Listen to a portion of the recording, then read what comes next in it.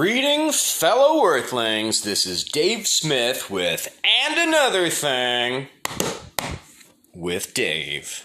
Me being the Dave. Thanks for tuning in. What I'd like to talk about this evening, this episode, is the myth that socialism, A, has never worked, and B, can never work. So, I'd like to start with some of the stereotypical examples. You know, Russia, Germany, and China. None of those are socialism. Russia and China were communism, and Germany, with Hitler, was an authoritarian, totalitarian state. So none of those are socialism. People point to Venezuela. Well, look how Venezuela's doing. Well, do you know why socialism is suffering there? It's because we've been fucking with them for 40 years because they have the second largest oil reserve in the world. Shale oil. It's expensive to process. So this only became a thing recently when the technology made it affordable to process this shale oil, which is, you know, thick crude oil. So we've had economic sanctions against Venezuela for decades. We've attempted the assassination of their President Chavez 12 times.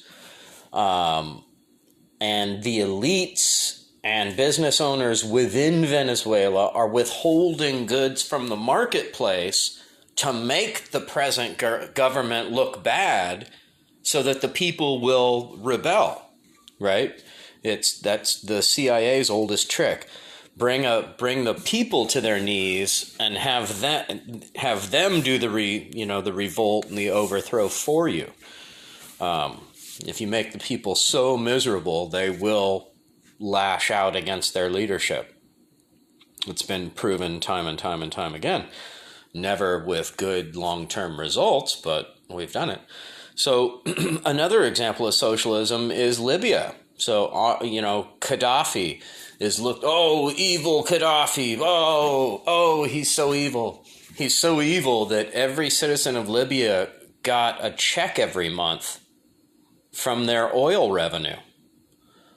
So they had free healthcare, free college.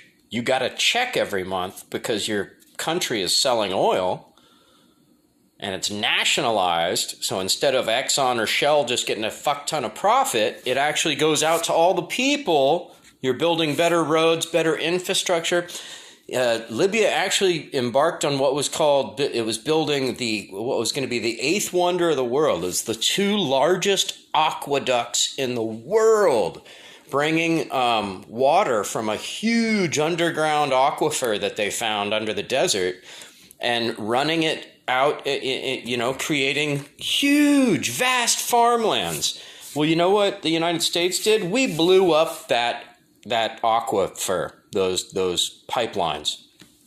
We destroyed them. That was part of bringing Libya to its knees. Why did we do this? It wasn't anything to do with their leader being evil or this or that. He was going to transition to the gold dinar, to the gold standard, away from the dollar. Right? So, I don't know if everybody knows, the standing of the dollar.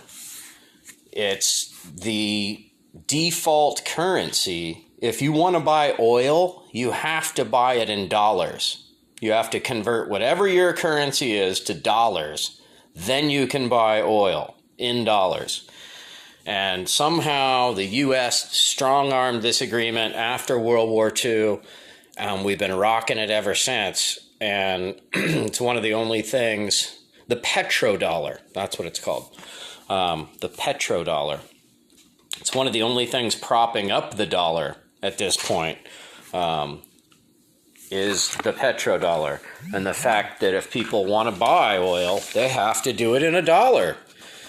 And of course, we make money off the exchange and da-da-da-da. But anyway, I'm veering off the point. So Gaddafi nationalized their oil. Everybody gets a check from the oil revenue every month. He was going to transition away from the dollar to the gold standard, to the gold dinar. And he was going to he had a meeting where he encouraged every country in Africa to do the same. Well, that would totally fuck the United States if all those people no longer bought oil in dollars, but they just had their own gold thing going. Oh, shit. So we couldn't have that. So we killed him. And we blew up that beautiful water pipeline that created a food forest larger than the Central Valley in California. And we destroyed that. So now it's back to desert, not growing food anymore. Awesome.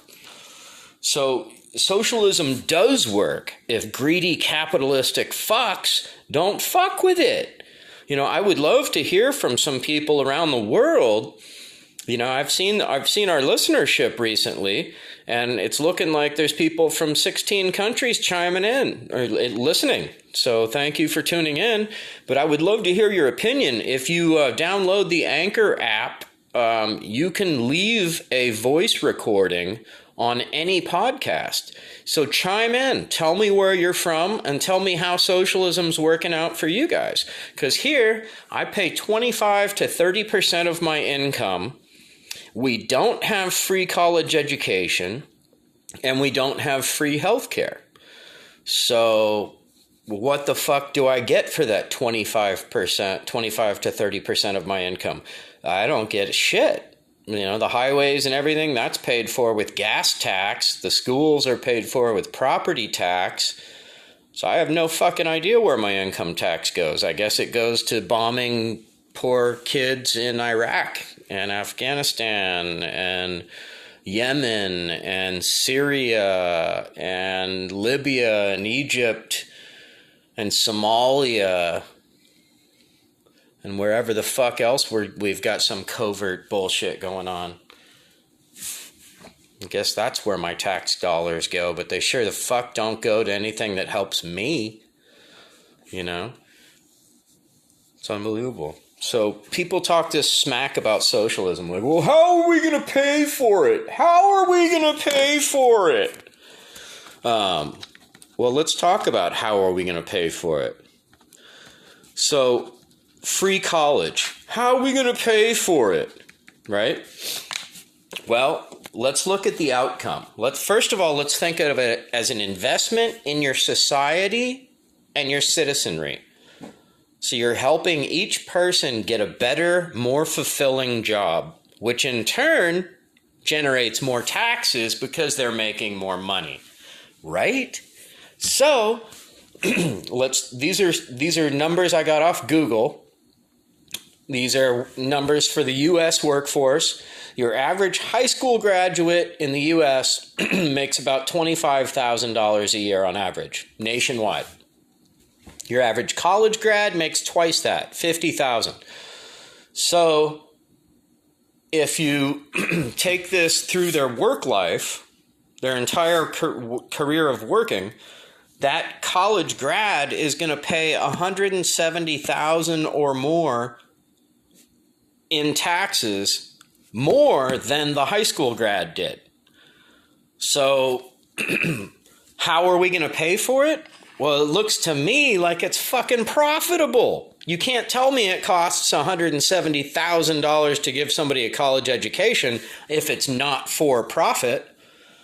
So there you go. So even if it cost $100,000, $25,000 a year to give somebody a college education with free books, free education, everything, you're still making $70,000. Right? There's still 70,000 positive dollars generated by this person becoming more educated and a more valued worker. and a higher paid worker, paying more in taxes.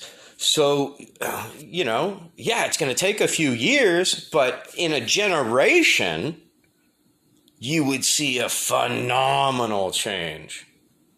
There would be Silicon Valleys in, 10 parts of the country instead of just right next to, Stanford University in Palo Alto, where the richy rich kids could afford to go.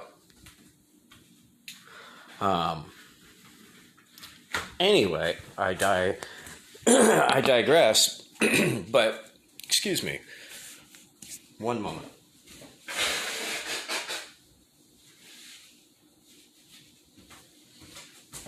Pardon me, I'm back.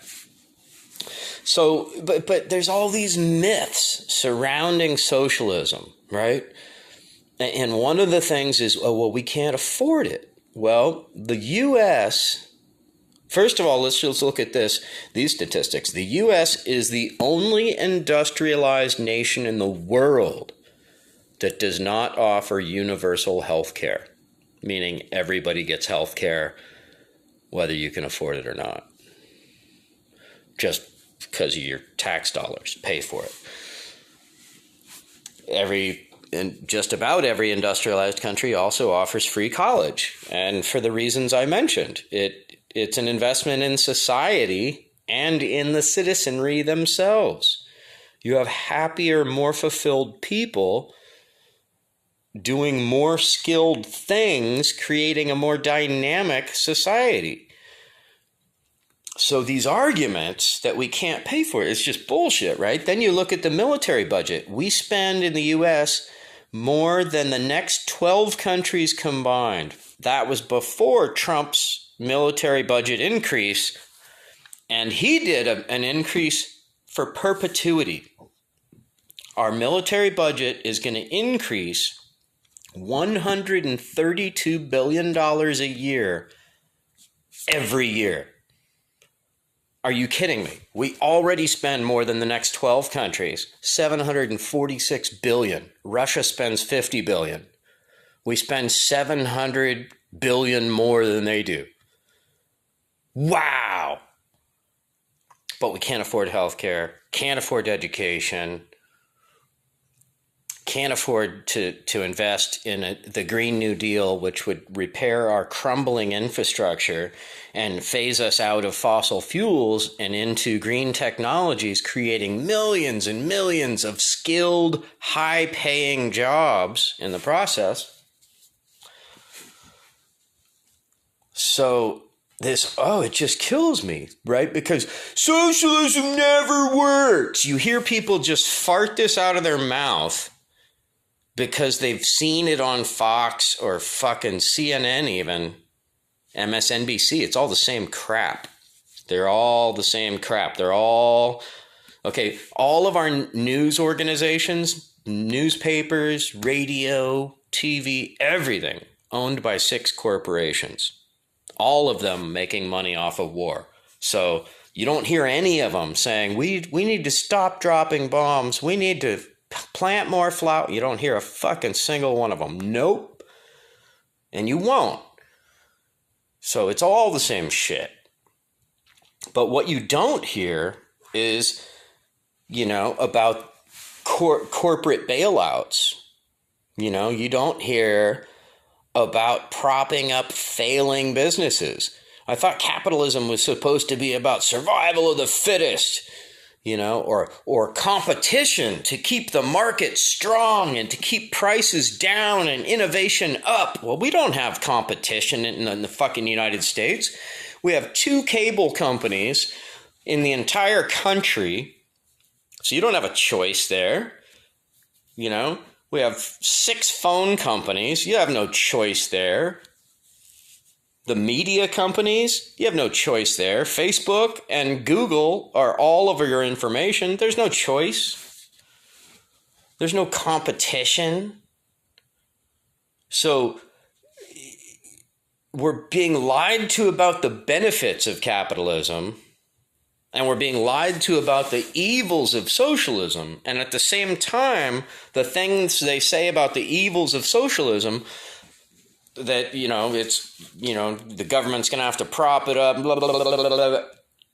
Well, what the fuck is bailing out a bank that's too big to fail? What is that? So capitalism's supposed to be like a casino. You bet you fucking lose it all at the craps table or whatever. You're done. Sorry, bye-bye. There's no bailout. You just fucked up. Bye-bye. That's what capitalism is supposed to be like. So these hardcore let the market decide people say that when they're doing well. But then they want the government to come. They put their fucking hands out and want to bail out when they fuck up. No, fuck you. And the whole bullshit of it would have created a vacuum and it would have been horrible to bullshit. It would have created, if we let all those companies fail instead of bailing them out, it would have created a vacuum, and then credit unions would have rose up and replaced those banks, right? So you just change who's in charge, but people are still going to need banks, right? So, what if the government paid off all the mortgages that were going to default? Instead of propping up the banks that had those bad mortgages, what if they just paid off the bad mortgages? Then nobody's defaulting. Nobody has to leave their house. The banks aren't underwater. You fix the whole problem. Oh, but that causes what's called a moral hazard. So that's why they didn't do it, because they don't want to encourage people to extend themselves too far because of a moral hazard. Then the people will get used to doing that. Well, what about the fucking corporate moral hazard? Holy shit. I'm sorry I'm swearing so much, but this gets me so fucking pissed off because our country was brought to its fucking knees. The rich were made so much richer. Occupy rose up about that whole shit. Now we're right back in the same situation. BLM is hitting the streets like Occupy because everybody's so fucking fed up and pissed off and broke and jobless, about to get evicted. And what's anybody offering? Nothing. $1,200 fucking check. $1,200 check. Meanwhile, Trump in the debate tonight was saying, our economy, the stock market is doing fantastic. I heard a great quote the other month. And it was, you know what the stock market is? It's a graph of rich people's feelings. And that's a pretty fucking apt description.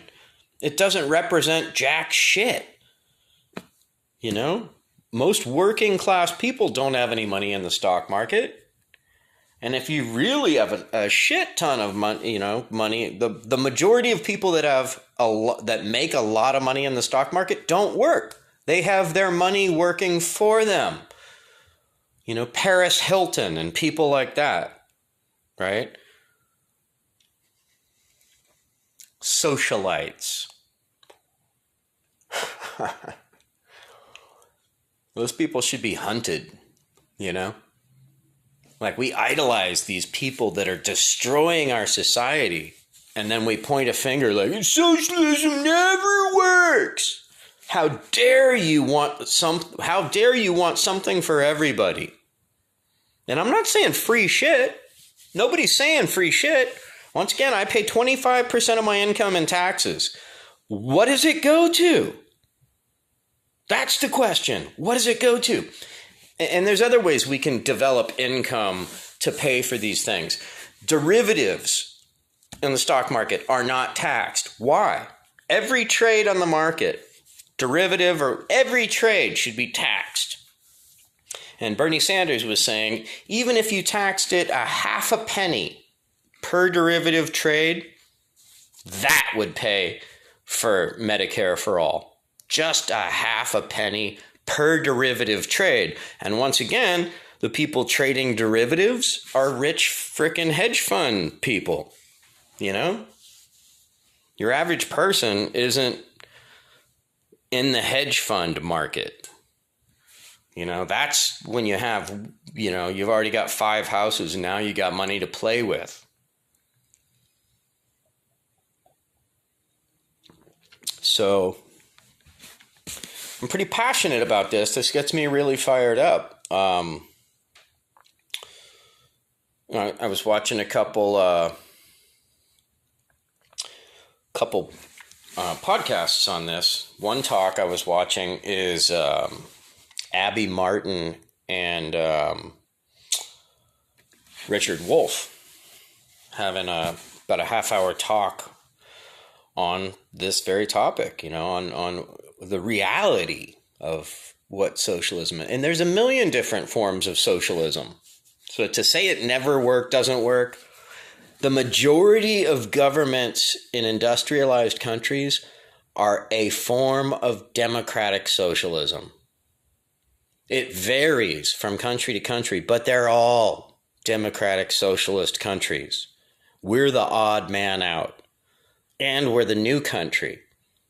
So how fucking arrogant for us to think we have it all figured out and we can't learn from countries that have been around for thousands of years longer than we have. How fucking arrogant is that? Really?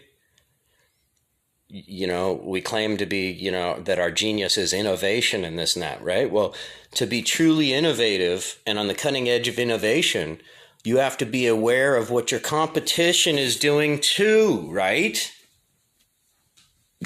So, but with this talk about socialism and free education and free healthcare, the argument stops there. Nobody ever says, well, let's look at what the rest of the entire fucking world is doing. And let's see how it works there. Let's see where it works really well and where it could use some improvement. But it must be a thing because everybody's fucking doing it except us. So how did we get brainwashed into voting for the rich person over our own interests? Over rooting on, rich reality show stars like Donald Trump, the Kardashians. How did we get duped into worshiping fame and celebrity and money over substance and what's actually good for ourselves?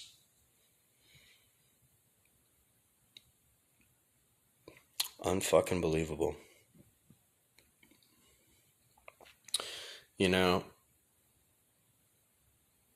United States is descending faster and faster into fascism. And you hear these people, this chick posted this thing today on Facebook. One of these stupid things about socialism, and it shows like an empty grocery store with empty shelves and all this crap. So I responded back with a video from Max Blumenthal from the Gray Zone, where he went to Caracas, Venezuela, and filmed the grocery store to show that it's absolutely fully packed. He was counting like 15 types of craft beer. There's 30 types of beer, 40 types of wine, Chilean wine, Australian wine, Californian wine, you name it. All the shelves were full. Some of the shit's expensive because of speculation and capitalists hijacking their market. But nobody talks about that. They just talk about, it's not working. But why is it not working? Because the economic sanctions and the economic warfare that the rich and the elite class is fucking playing. They're playing chess in Venezuela right now.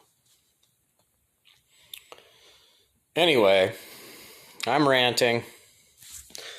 So if you're picking up what I'm throwing down, if you're digging what I'm doing, please do subscribe. Please share the podcast with friends. Help me grow this thing that we call And Another Thing with Dave. We're up to 8 different platforms right now. Spotify, Apple, all over the place. Anyway, this has been Dave. Thanks for tuning in. Oh, and yeah, feel free to leave on the Anchor FM platform, anchor.fm. You can leave an audio recording of up to a minute long as a comment in this podcast, and I can include it in the podcast. So if you feel so inclined, do so. Stay vigilant and keep fighting. Thank you.